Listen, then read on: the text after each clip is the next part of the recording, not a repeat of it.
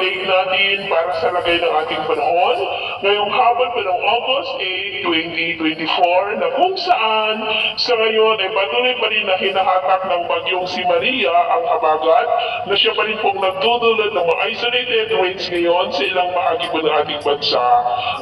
At hahatakin pa rin ng bagyong si Maria ang habagat hanggang po sa mga susunod na araw, pero unti-unti naman na po nahihina ang epekto ng habagat habang papalayo ang bagyo. Ang sama ng panahon naman na nandito sa loob ng ating area of responsibility ay mawala na rin po yan sa susunod na mga oras. At sa ating long range forecast ay wala pa rin naman pong bagyo na namamataan na tatawid po dito sa ating kalupaan hanggang sa susunod na 2 linggo ay storm free po tayo. At sa lagay ng ating panahon, ngayong hapon ay maulap ang kalangitan with isolated rain sa may extreme northern Luzon,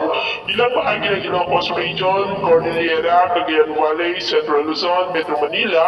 ilang bahagi ng Calabarzon, Bicol Region, Mimaropa, Panay Island, Negros, ilang bahagi ng Central at Eastern Visayas, Zamboanga Peninsula, Northern Mindanao, Caraga, Davao Region at Soctorden na posibleng magtuloy-tuloy ang mga isolated rains sa ilang bahagi po ng ating bansa hanggang mamayang gabi kaya mag-ingat pa rin tayo sa posibleng banta pa rin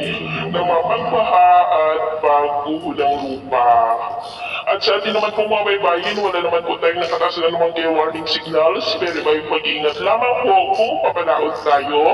para po mas makaiwas sa mga sakunang pangkaragatan. So ito na.